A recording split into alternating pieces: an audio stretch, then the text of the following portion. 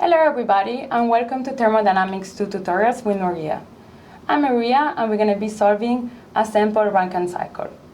We are given the question to determine the thermal efficiency of a sample Rankine cycle operating at a condenser exit temperature of 45 degrees Celsius, a boiler exit pressure of 4 MPa, and a maximal temperature of 500 degrees Celsius. Let's start by drawing the Rankine cycle.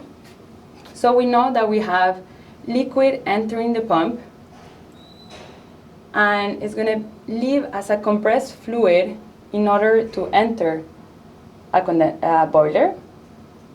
It's going to enter a boiler. In the boiler, the compressed fluid is going to be heated up in order to have a phase change. The fluid exits the boiler, we're going to have the fluid in a vapor state, so that means we're going to have steam entering the turbine. In the turbine, we're going to have an expansion of the fluid, which this one is going to create work output. And the steam exiting the turbine is going to now go to the condenser, where the fluid is going to be converted from vapor to liquid in order to go through the process again. So we know right away that the turbine is going to create work output, so we're going to call that WT. In the pump, in order to have the fluid go from low to high pressure, we're going to need a work input, which we're going to call WP. In the boiler, we're heating up our fluid, so that means that we're going to have heat in, which we're going to call QB. And in the condenser, we are removing heat to go from vapor to liquid phase, so we're going to have Q out, which we're going to call QC. Let's draw our TS diagram.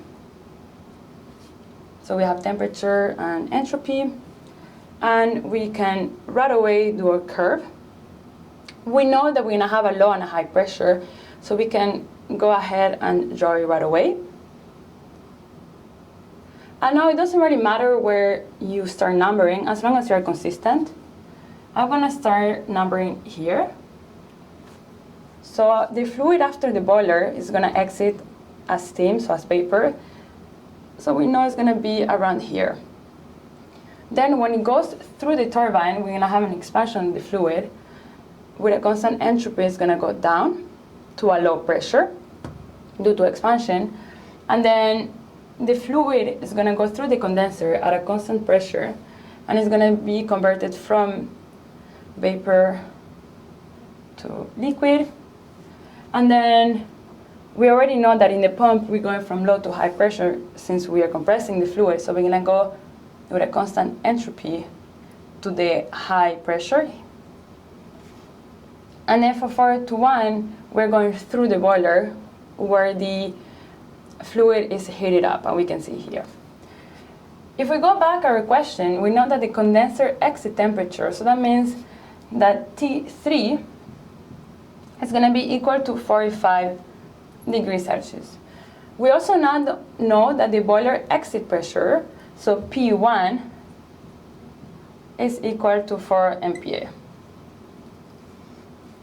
And then we know that the maximal temperature is 500 degrees Celsius. So we know that that is going to be when it exits the boiler, and we can see it clearly from our TS diagram that this is going to be our maximal temperature. So T1 is going to be equal to 500 degrees Celsius. What we can see from our TS diagram is that P1 is equal to P4. And we can also see that P2 and P3 are equal.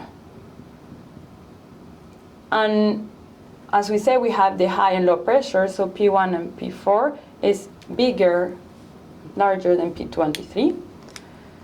And we can also see that the entropy at 1 and 2 are equal. That means that S1 is equal to S2, and S3 and S4 are equal. We need to find the thermal efficiency, which is equal to the work net over the heat input. In our case, the work net is equal to the work out, which is coming from the turbine, minus the work in from the pump, over the heat in the boiler. If we recall the formulas, we know that the work of the turbine can be known from the enthalpy, so it's going to be equal to H1 minus H2. Then the work at the pump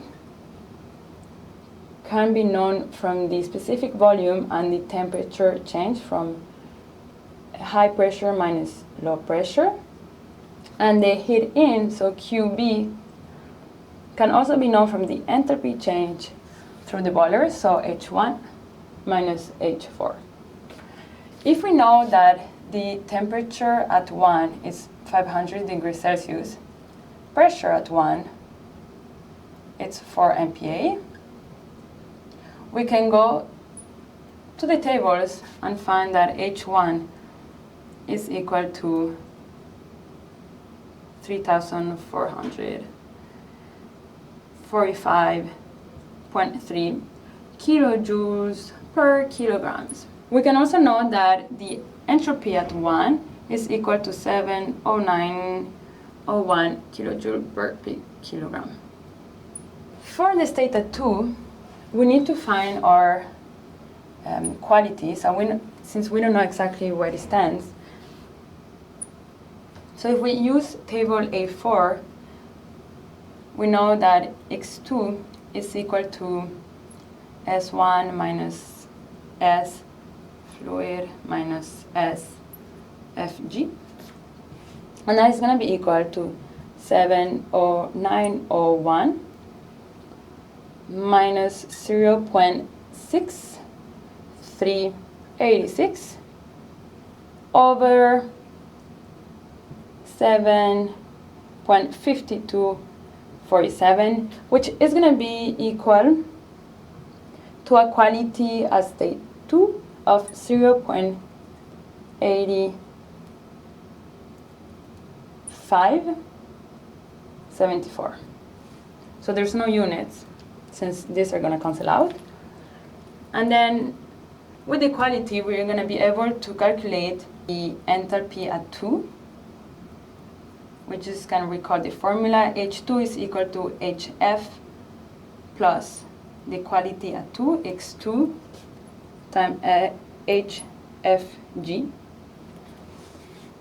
And that is going to be equal to 188.44 plus the quality we just found, so 0.8574 multiplied by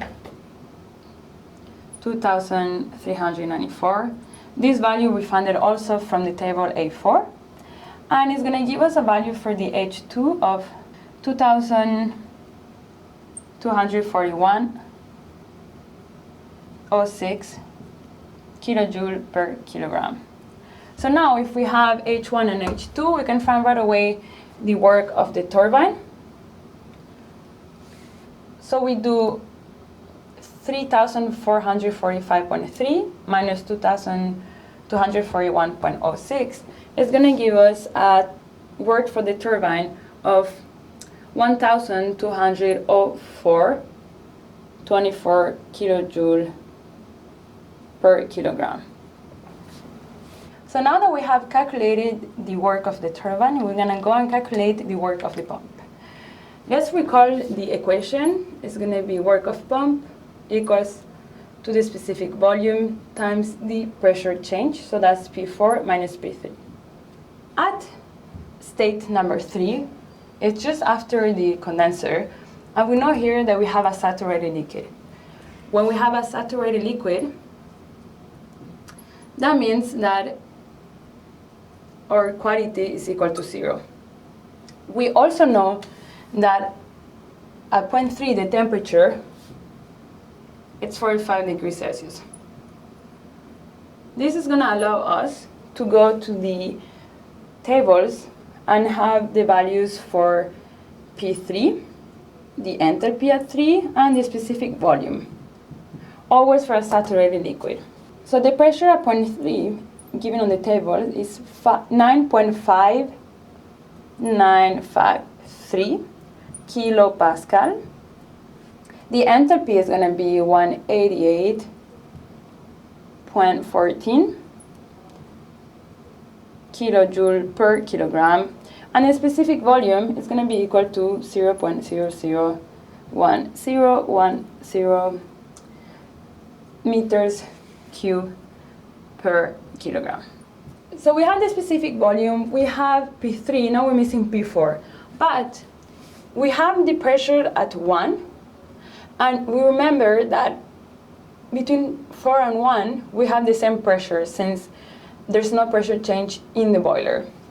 So by knowing this, we know that P4 is equal to P1, which is equal to 4 MPa. And since here we have in kilopascal, we're gonna convert the units, so it's gonna be 4,000 kPa. Now we are ready to plug in our numbers and find the work input in the pump. So we're gonna have the specific volume times the pressure change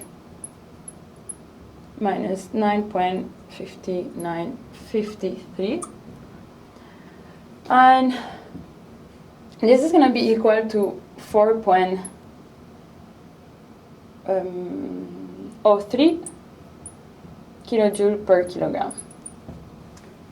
If we compare the work of the pump with the work of the turbine that we calculated before, we can notice that the work of the pump is really small.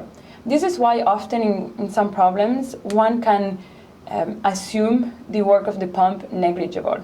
Now that we have the work of the turbine and the work of the pump, we're going to calculate the heat input in the boiler that we said previously is going to be equal to the change in enthalpy, so H1 minus H4. H1 we already have found it at the beginning, but H4 we don't have. However, we do have the work of the pump. The work of the pump is equal to the equation we use, so the specific volume times the pressure change, and it's also equal to the change in enthalpy, so H4 minus H3. We have found previously the enthalpy at 3, we had the work of the pump, and that's how we can get the enthalpy at 4, which is going to be the work of the pump plus the enthalpy at 3. That is going to give us 4.03 kilojoule per kilogram plus the enthalpy at 3, which is 188.14 kilojoule per kilogram, and that is going to give us an enthalpy at state 4 of 192.47 kilojoule per kilogram. Now that we have H4, we have H1, we can find the heat input in the boiler.